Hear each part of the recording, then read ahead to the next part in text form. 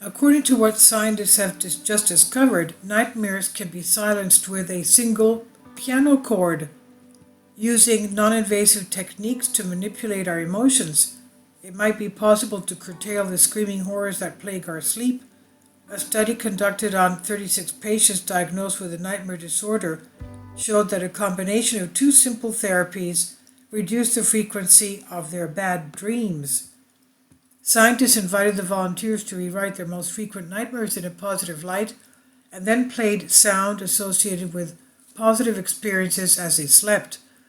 There is a relationship between the types of emotions experienced in dreams and our emotional well-being, psychiatrist Lambros Perogambros of the Geneva University Hospitals and Geneva University of Switzerland said. Based on this observation, we had the idea that we could help people by manipulating emotions in their dreams. In this study, we show that we can reduce the number of emotionally very strong and very negative dreams in patients suffering from nightmares.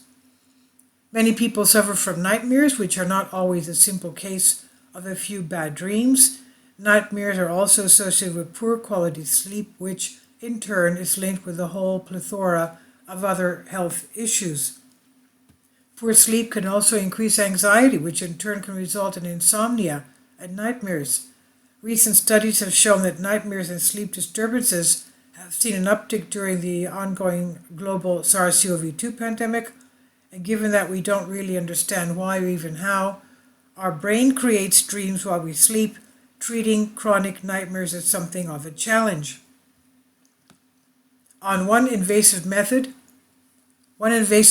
is imagery rehearsal therapy, in which patients rewrite their most harrowing and frequent nightmares to give them a happy ending. And then they rehearse telling themselves that rewritten story, trying to overwrite the nightmare. This method can reduce the frequency and severity of nightmares, but the treatment is not effective for all patients. In 2010, scientists found that playing sounds that people have been trained to associate with certain stimulus while those people are sleeping aids in boosting the memory of that stimulus. This has been named tragedy memory reactivation, TMR. And Perogambros and colleagues wanted to find out if it could improve the effectiveness of imagery rehearsal therapy, IRT. After having the study's participants compete in a dream and sleep diary for 2 weeks, the volunteers were all given a single IRT session. At this point, half of the group underwent a TMR session, creating a link between the positive version of their nightmares and the sound.